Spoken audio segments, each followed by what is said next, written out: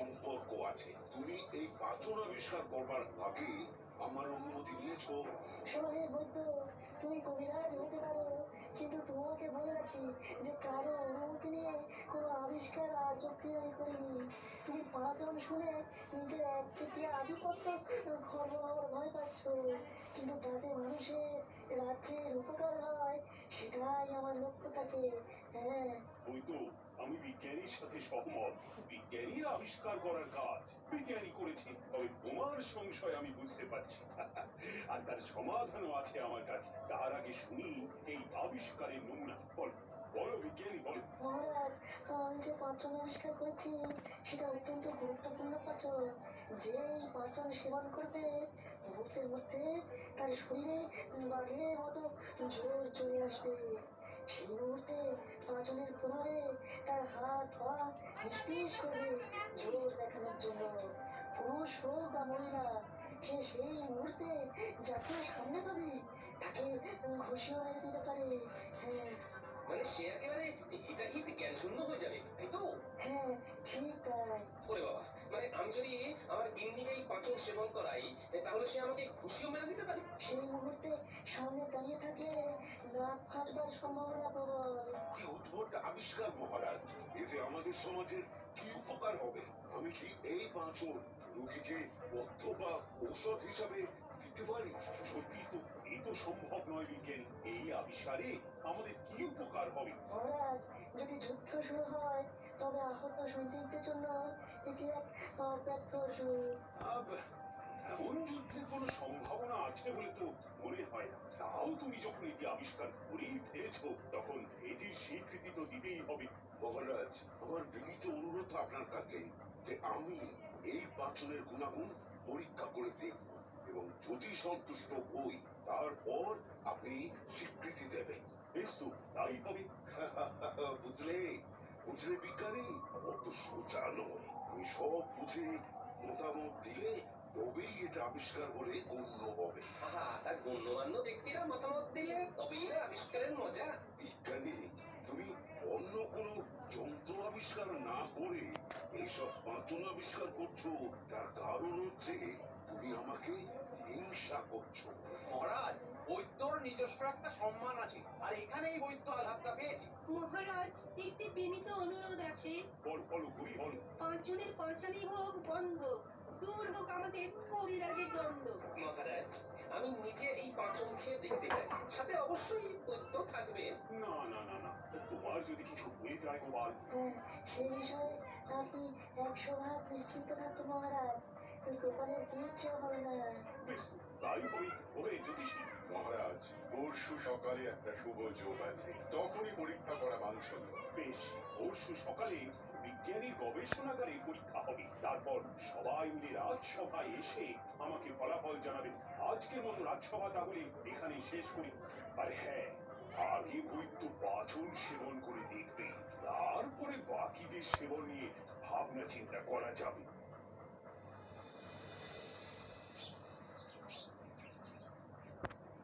বাবা, এই পাঁচনকে এত শক্তি হবে? ঠিক এমনি, ঠিক। তোমার আগ বাড়িয়ে পাঁচন খাবার শখ হলো কেন? বাড়িতে কি তোমাকে খেতে দিই না? আর তাছাড়া তুমি যে বাজার করো যে পেঁয়াজার মুখে, তা ওই পাঁচন খাবার মুখ গো। কি যে ছাই পাশ বাজার থেকে নিয়ে আসো, সেটা আমার চেয়ে বেশি কে জানবে?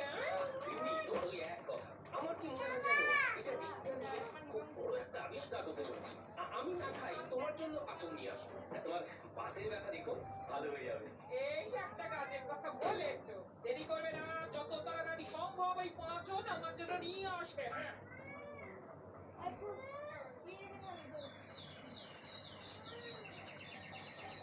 পরের দিন এমনিতেই দেরি হয়, আর এখন গিন্নি আরো আমার দেরি করে দিল।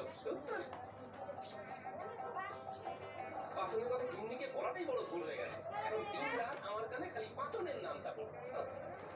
ওই শয়তান গোপাল যাচ্ছে রাজবাড়ি থেকে। আরো জোরে চল, আরো জোরে চল, একেবারে ধুলোয় পথ, আর সেই সাথে গোপালকে ঢেকে দে। আরো জোরে, একেবারে গোপালের সামনে গিয়ে দাঁড়া।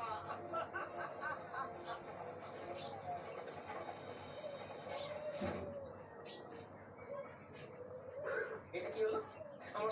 ধুলো দিয়ে ঢেকে দিলে?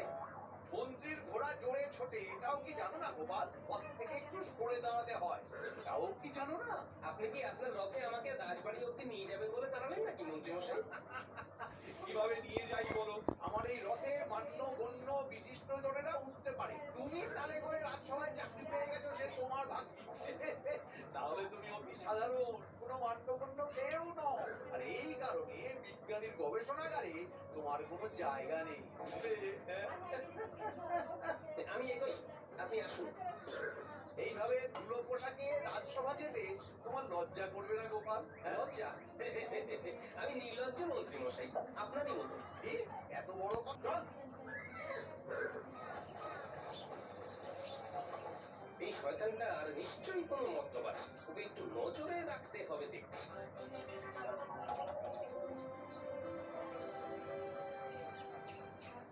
মন্ত্রী, তুমি ভুলে পড়ো না, কি বলতে চাও? মহারাজ, এই রাজ্যে আমি মন্ত্রী, প্রজাদের কাছে আমিও একজন সম্মানীয় ব্যক্তি।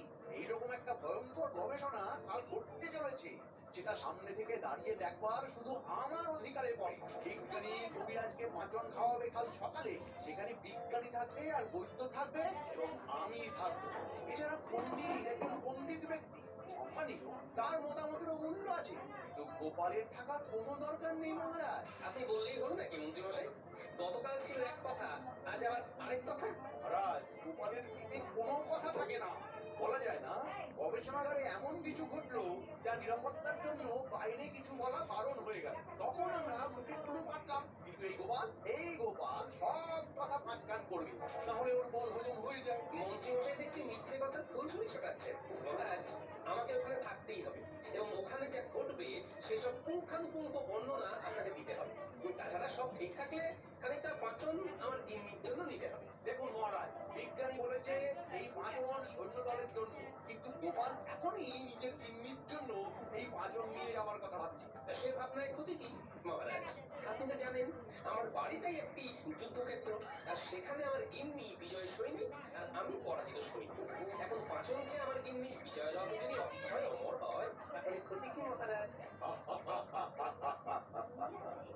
নিশ্চয়ই, নিশ্চয়ই গোপাল, নিশ্চয়। তুমি কাল অবশ্যই থাকবে। মন্ত্রী, আমি আর কোনো ওজোর আপত্তি শুনবো না। গোপাল থাকছে, আর গোপাল কাল যা ঘটবে আমি তোমার মুখ থেকেই শুনবো। নিশ্চয়ই মহারাজ। তবে গোপাল, একটু দূর থেকেই দাঁড়িয়ে দেখো, তাতে ছবি আরো স্পষ্ট হবে। সবকিছু একসাথেই দেখতে পাবেন। আমাকে একেবারে সামনে দাঁড়িয়ে সব দেখতে হবে। আজকের মতো সভা তাহলে এখানেই শেষ হলো।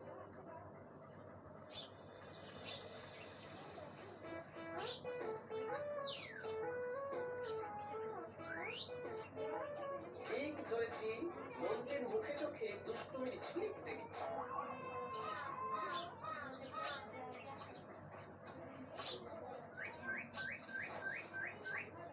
মন্ত্রী যদি ভালো মানুষের মতো নিজের বাড়ি যেত, তাহলে চুরি গাড়ি চেপে ফিরত। কিন্তু না, এই দেখছি জঙ্গলের দিকে হেঁটে চলেছে। হ্যাঁ, ঠিক ধরেছি। ও বাবা, বটার ঘটা দেখছি। মন্ত্রীর সাথে এদের কিসের কাজ? বলুন মন্ত্রীমশাই, আপনার জন্য কি করতে পারি? চোর, কাল বিজ্ঞানীর গবেষণাগারে এক পরীক্ষা আছে। আমি নিশ্চিত বিজ্ঞানী খুব ভালো জিনিস আবিষ্কার করেছে। কি সেটা? পাঁচন। শেষে 5 জন?